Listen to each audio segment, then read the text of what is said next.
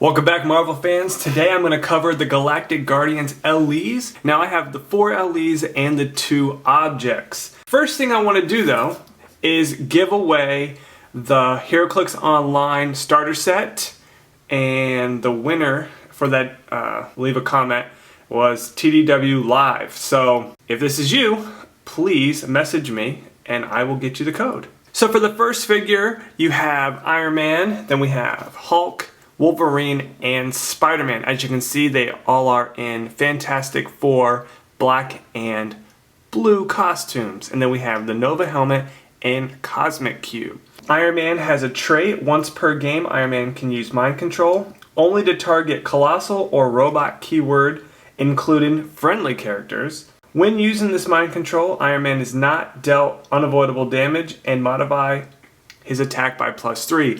This is much like Mole, where he can mind control friendly characters if they are monsters, and then, have them do his bidding and he doesn't take damage, and he also gets a +3. This is actually a slightly dumbed down version of that, but it allows him to mind control any keyworded character that is colossal or robot, and then you can do it either one if they're friendly. I think this is really good. The only bad thing is you can only do it one time, but just imagine if you mind controlled like Galactus with him, because he is 150 points. So I think you could probably use him as a herald. I don't know, that's something interesting, and something that you might want to look into. I know lately I have put up some interesting videos. In my last video with my Chase Thanos team was quite brutal, so I think I'm gonna have to take it easy a little bit on building teams like that until next month for Infinity Gauntlet 6, I believe. But I have yet to even think about that, building a team for that. But this is a pretty cool power. I like the ability to mind control your own characters. He also has a special defense. Iron Man can use invulnerability when attacked by a character with a flight or flight teleporter. Modify his defense by +2. This is very nice. And that's all the special powers you're going to get there. Armor, Avengers, Fantastic Four, and Scientist, Fantastic Four TA, and Avengers TA for 150 points. Hulk, we have Brute Fantastic Four. He also has a trait. As you reveal your force, you may place in your starting area a Bruce Banner token, as described on the back of the card. I'm going to let you see it right here. Basically, it is a Pog token, has Outwit. You can get a little free Outwit there for a little while until he gets knocked out. He is Brute, Fantastic Four TA, and he's 130 points. Then we have Wolverine, Fantastic Four, X-Men TA, 110 points, X-Men and Fantastic Four team abilities. He also has a trait. At the beginning of your turn, heal Wolverine 1 damage if he's not within 3 squares of an opposing character. So this is another take on his automatic heal. He also has a special damage, which is pretty interesting. If a character takes 4 or more damage from Wolverine's attack, modify that character's attack by -2 for the rest of the game, even if this power is countered or lost. This power is called Amputation Attack to save the universe. So basically what this does is if you're able to do 4 more damage if you have that power, it literally neuters that character for the rest of the game. The name of it is amputation, so that's basically what it's doing, is it's taking your arm off. Your dial might look good, but take into account that you lost something, so your attack is going to go down for the rest of the game, which is actually a pretty smart power and pretty interesting, I think. And doing 4 damage, it shouldn't be terribly hard because he has Blades, Claws, Fangs, so if you get one good roll with that, and there you go. But even with the 4 on Blades, depending on who it is, it could really hurt that character anyways. And our last character is Spider-Man, Fantastic Four, and Scientist, 90 points, Fantastic Four and Spider-Man TA.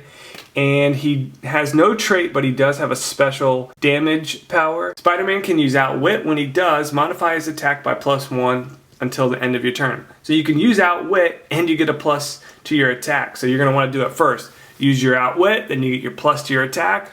There you go. He starts with a 10, so he'll end up with an 11. So we're going to quickly cover the special LE objects. The Nova Helmet and Cosmic Cube, they're both relics, so each one of your characters can only roll once per game to try to pick up one of these things. If they fail, they can't try again. And the Nova helmet is a 5 through 6. This character can use charge and flight ability and possesses the Nova Core keyword. And it's only 6 points. So this one's pretty interesting. I can't really think of anything off the top of my head, other than just the charge and flight is really nice. And then if you want to build a Nova Core team, you can try to, put a character on there that normally would not be able to. You wouldn't be able to use the keyword theme team just because the game won't start off like that, but you could try to set it up so that they would be able to get some kind of bonus by sharing keywords. But for 6 points, you basically can give someone permanent charge and the flight ability. It's not that bad, but 5 or 6 seems kind of difficult. But I don't know. There could be ways where this could be beneficial, but nothing game changing. Kind of interesting though.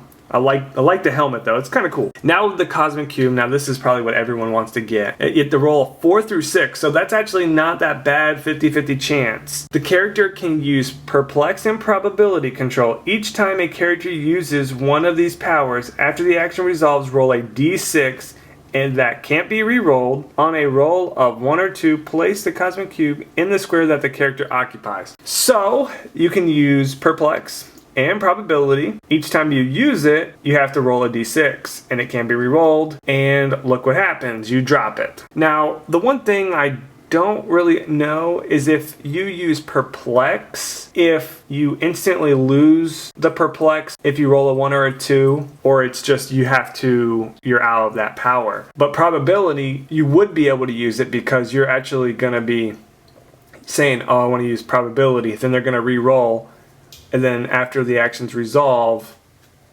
you'll roll the thing.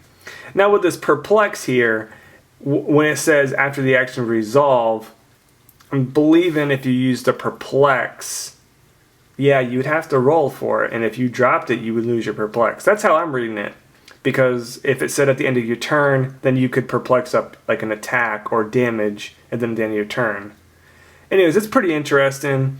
It's actually not difficult to pick up, but it's also pretty easy to lose. So it's a very interesting object. I can see people playing it, but I also see people staying away from it just because it's 12 points, and the more you use it, the better chance you're going to lose it, and that character cannot pick it up again. It's really interesting though. It's kind of cool though. So I hope you guys enjoyed the Galactic Guardians LEs and special objects. A lot of these figures are pretty cool. They have some special powers that make them pretty interesting. I don't think any of them are really that extremely good, but they all bring something to the table that makes them pretty interesting and worthy of play.